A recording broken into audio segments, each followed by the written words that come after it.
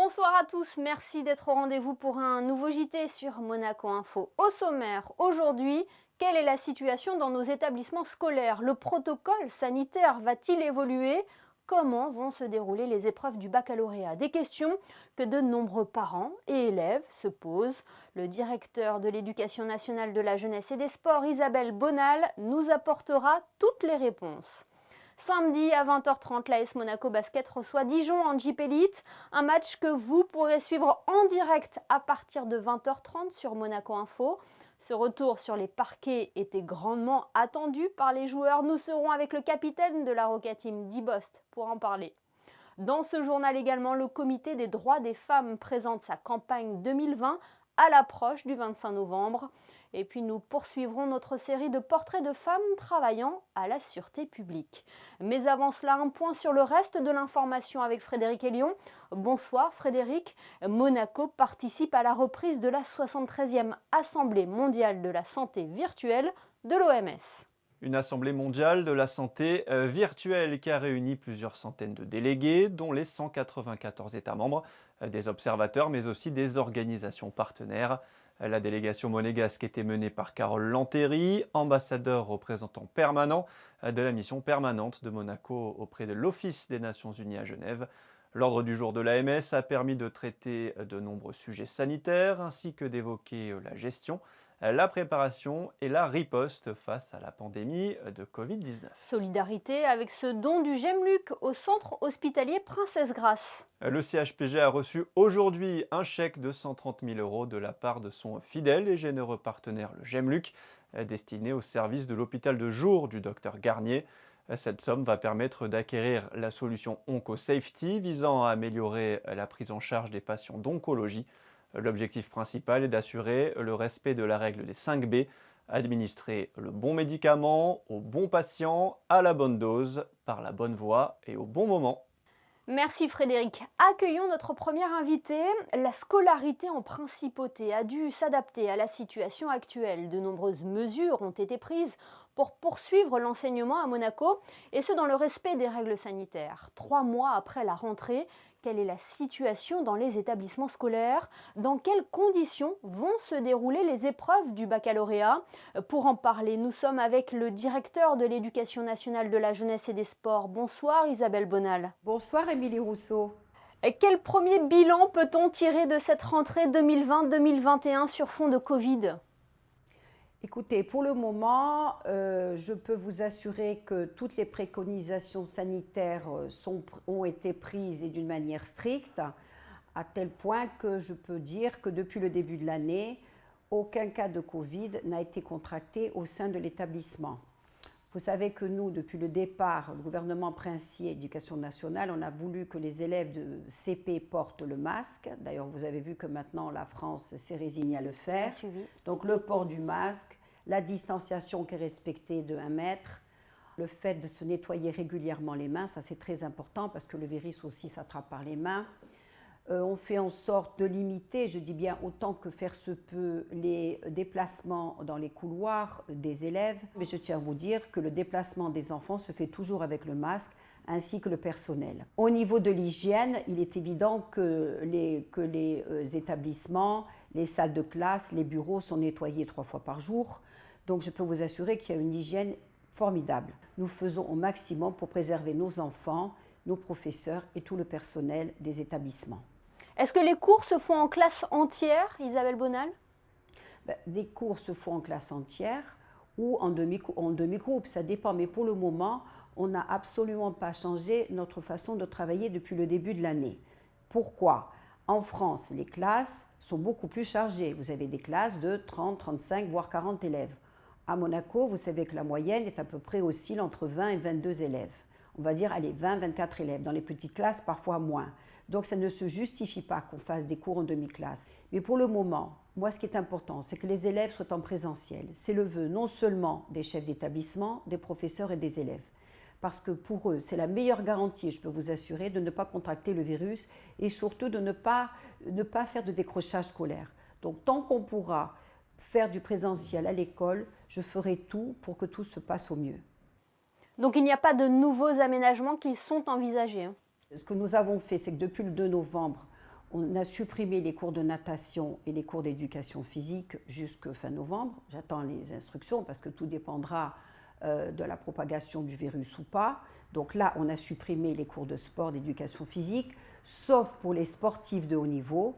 On a à peu près une centaine de sportifs de haut niveau sur quelques milliers d'élèves qui sont autorisés à pratiquer leur entraînement parce qu'ils sont destinés à participer à des compétitions de très haut niveau, nationales, internationales, voire mondiaux ou pour les Jeux olympiques. Donc on ne pouvait pas décemment leur interdire la pratique du sport. Certaines mesures prises en France ont des répercussions sur le système monégasque. Je pense aux épreuves du baccalauréat. Quelles classes et quelles matières sont concernées et comment concrètement cela va se passer? Les épreuves communes en première et en terminale, à savoir les langues vivantes, l'histoire-géographie ou la spécialité qui était choisie en première et abandonnée en terminale, sont annulées et sont remplacées par le contrôle continu. C'est-à-dire que les élèves passeront ces matières en contrôle continu. En revanche, pour les matières de spécialité, les 2 matières de spécialité, elles sont maintenues pour le moment et elles auront lieu entre le 15 et le 17 mars 2021. Pour les épreuves de sport, ils ont décidé d'annuler les épreuves d'éducation physique pour ce premier trimestre. Mais de toute façon, ils passeront les 2 autres épreuves, les évaluations de formation continue, comme c'est prévu, au 2e et au 3e trimestre. Ça, c'est maintenu à condition, bien entendu, que les conditions sanitaires le permettent. Isabelle Bonal, sur un autre point, la situation vous a amené à reporter la célébration de la Journée internationale des droits de l'enfant à Monaco. Cette année, nous voulions fêter la Journée des droits d'enfant le 21 novembre. Nous avions prévu d'inviter Gogo, la plus vieille, je peux dire, étudiante, écolière du monde, une Kenyane de 95 ans. Donc moi, ce qui est important, c'est de fêter de toute façon la journée des droits de l'enfant. Nous allons la fêter tout le long du mois de novembre, enfin la fêter, en parler en tout cas, sensibiliser les enfants du 16 au 20 novembre, mais nous allons faire des activités en respectant bien sûr tous les gestes sanitaires, préserver tout ce qu'il faut, au mois de novembre et au mois de décembre. En attendant, je profite de la possibilité de parler pour demander à tous les généreux donateurs de ne pas hésiter à nous faire des dons. Les droits de l'enfant en direction de l'éducation nationale, car vraiment, je tiens vraiment à aider des enfants qui sont en grande difficulté, des étudiants qui n'ont pas pu travailler cet été pour cause de Covid, des parents qui sont au chômage, des parents qui ont perdu leur emploi. Je voudrais vraiment récolter des fonds, donc je demande aux mécènes, aux parents d'élèves, aux enfants qui vont s'investir au sein des écoles, aux banques, aux sociétés, aux agents immobiliers, vraiment de venir nous aider. Je peux vous assurer que ça me permettra vraiment d'aider des enfants en souffrance, en tout cas de les aider dans leur quotidien. Et le message est passé. Merci beaucoup Isabelle Bonal d'avoir été avec nous ce soir. Merci Émilie Rousseau, au revoir. Et cette projection du film Gogo de Pascal Plisson aura lieu en mars ou en avril 2021. À cette occasion, une collecte de fonds sera organisée pour soutenir l'accès à l'éducation pour tous. Autre journée qui, elle, a lieu chaque année un 25 novembre. Il s'agit de la Journée internationale pour l'élimination de la violence à l'égard des femmes. Le Comité des droits des femmes a donné une conférence aujourd'hui pour présenter à la presse son programme et sa campagne. Plus de détails dans ce reportage de Christine Datomel et Lionel Bernardi. Au programme de cette campagne, des actions de prévention, d'information et de formation. Une campagne qui fait passer un message fort cette année autour des violences intrafamiliales.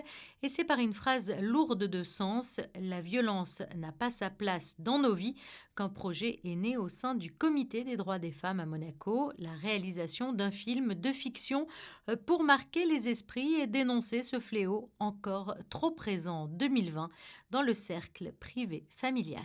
Cette année, on est particulièrement fiers au sein du comité parce qu'il y a beaucoup d'actions qui se déroulent autour de la journée du 25 novembre. On a des partenariats avec des associations, avec des entités institutionnelles et donc toute cette mobilisation contribue à faire que les femmes vont oser de plus en plus parler, vont agir, ainsi que le public qui est concerné. Et le point d'orgue de tout ça, c'est de faire passer le message que la violence jamais n'a sa place dans nos vies. Souvent premiers témoins de ces violences, les enfants sont les victimes collatérales des violences conjugales. Dans le film, Adrien, du haut de ses 8 ans, incarne un petit garçon spectateur de cette brutalité domestique. Et vous la voyez? J'étais un peu triste de voir cette mère qui avait de la violence qui a été faite par cet homme. Au début, c'était un peu difficile. Je me disais que je n'allais pas tenir toute la journée. On a tendance à effectivement considérer les femmes comme les premières victimes des violences parce qu'elles ont souvent des marques visibles et on pense rarement aux dommages collatéraux. Les premiers à en faire les frais sont souvent les enfants dans un foyer. Donc là, c'était intéressant d'avoir justement le point de vue de l'enfant par rapport aux violences que subit sa mère.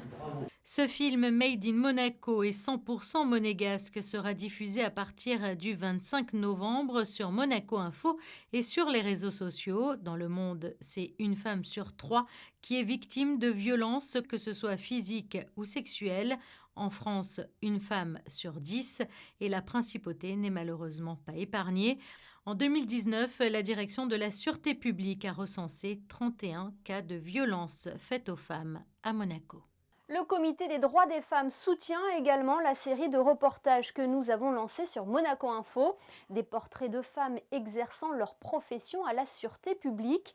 Aujourd'hui, faisons plus ample connaissance avec Amélie Guérino. Elle évolue au sein de la nouvelle unité de préservation de cadre de vie.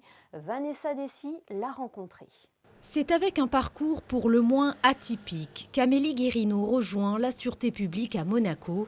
Coiffeuse durant une dizaine d'années dans une autre région, la jeune femme décide de changer de voie et de s'orienter vers l'école de police monégasque. Après l'obtention de son concours et par son sens des relations humaines, elle intègre la nouvelle unité de préservation du cadre de vie. Il faut beaucoup d'envie, beaucoup de volonté. Il faut avoir une petite base sportive quand même. Et puis voilà, avec la volonté, je pense qu'on peut arriver à faire beaucoup de choses. C'est ce que j'ai toujours aimé finalement, l'interaction avec la population. Et voilà pourquoi j'ai toujours rêvé d'être policière et je me retrouve complètement dans ce métier. J'ai trouvé aucune difficulté et aujourd'hui je suis complètement intégrée au sein de mon unité et auprès de mes collègues sur le terrain. La mission principale de l'UPCV est de veiller à la préservation et à l'amélioration du cadre de vie des résidents de la principauté. Mission prioritaire, donc la fluidification de la circulation, avec une mise en place de points de circulation stratégiques sur l'ensemble de la principauté. Une deuxième mission qui se porte sur les nuisances sonores, qui peuvent être liées par exemple aux nuisances de chantier et nuisances du quotidien, donc c'est-à-dire des deux roues, des véhicules bruyants, que ce soit autant sur la circulation qu'en équipement. Et sur un troisième point, toutes les petites incivilités qu'on peut trouver au quotidien. Ça peut être des problèmes de stationnement, des problèmes liés par exemple au non-port du masque, problèmes de chiens tenus en laisse, voilà toutes ces petites choses qu'on peut retrouver au quotidien. Amélie Guérino évolue aujourd'hui au sein de l'unité de préservation du cadre de vie, composée de 3 femmes sur la totalité de l'effectif. Sport à présent et le retour de la Jeep Elite. Samedi, l'AS Monaco reçoit Dijon à la salle Gaston Médecin, un match qui se déroulera à huis clos, mais que vous pourrez suivre en direct sur Monaco Info. Pour prendre un peu le pouls avant cette rencontre, nous avons joint le capitaine de la Roca Team. Jeep Elite is finally back. I guess that you were looking forward to this since a long time. Jeep Elite is finally back. We've been off like 1 month maybe. That's what it feels like. Finally we can play, at least 1 game, 2 games before we go on the break. So yeah, just happy to have it back and try to get a win. The Roca Team didn't play since the end of October. Do you miss the court? Oh, for sure, yeah, we missed the court. It's been 2 weeks. We've been practicing for 2 weeks pretty hard to stay in shape. So yeah, we miss it, but hopefully Saturday is back. The team has only played 3 games in the championship this season. Is it difficult to keep the motivation, to find the good rhythm? Yeah, we only played 3 games, but most importantly, we played Euro Cup. But yeah, it's difficult because we used to playing 2 games a week. So right now it's very difficult, but hopefully we can, have a rhythm in the Jeep Elite League. A word on Rob Gray. Is a new support for the Roca Team now? Yeah, he's you know, a new player for us, a great player. So hopefully he can help us and add to what we have. So you play against Dijon Saturday at 8:30 p.m. What kind of game do you expect? I expect a tough game. You know, it's a good team. It's basically like a rivalry game for us because you know, from a couple years ago in the playoffs. But I expect a tough game and a very good competitive game. And they had played more games than you did. Could it be an advantage for them? It could be because the rhythm could be, you know, they could have a better rhythm. They just played in Champions League. So, but we'll see how it goes. Hopefully we can, you know, have our rhythm also. So this game will be played behind closed door, but it will be broadcasted on Monaco Info. That's good news for the fans of the Rocket team. Yeah, for sure. It's good news. You know, the fans can see us on TV, but you know, it's two different type of games with you know, fans being in the gym and then fans not being in the gym. But yeah, like I said, we just got to adjust to it and play. Merci beaucoup, Di, for being with Merci. us. On reste dans le domaine du sport avec cette information tombée hier. Wissam Ben Yedder a été testé positif au coronavirus, Frédéric. La Fédération française de football l'a annoncé hier soir après un test effectué jeudi matin. L'attaquant monégasque était titulaire mercredi soir lors de la défaite des Bleus 2-0 face à la Finlande.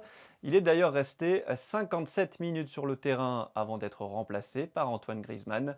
Ben Yedder a été placé à l'isolement et est donc forfait pour les matchs face au Portugal et à la Suède.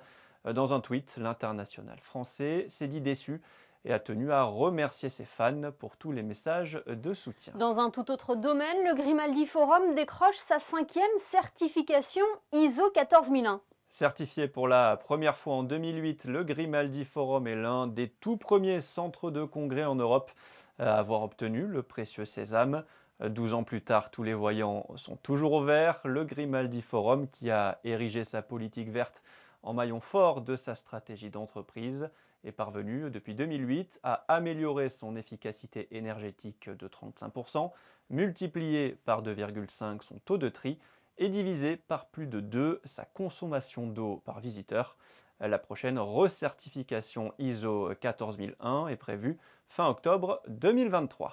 Un mot à présent sur l'opération Une naissance, un arbre. La 13e édition a été modifiée cette année, Frédéric. Au vu de la situation sanitaire, la mairie a été contrainte d'annuler la plantation symbolique de l'opération Une naissance, un arbre, qui se déroule habituellement sur la commune de La Turbie en partenariat avec l'Office national des forêts. Afin de marquer symboliquement cette 13e édition, le conseil communal a tenu à associer les familles des employés communaux ayant eu un enfant déclaré à Monaco en 2019, en invitant parents et enfants la semaine dernière dans la cour d'honneur de la mairie, autour du maire, Georges Marsan, et de 4 de ses adjoints. À défaut de plantation symbolique, le conseil communal a remis à chaque famille un petit olivier.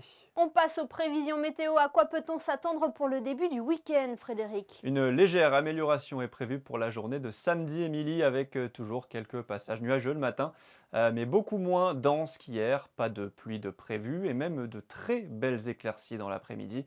Le thermomètre affichera 12 degrés le matin et 16 l'après-midi. Le soleil se lèvera à 7h22 pour se coucher à 17h07. Samedi 14 novembre, nous fêterons la Saint-Sidoine. Merci Frédéric et merci à vous de nous être fidèles chaque soir sur Monaco Info.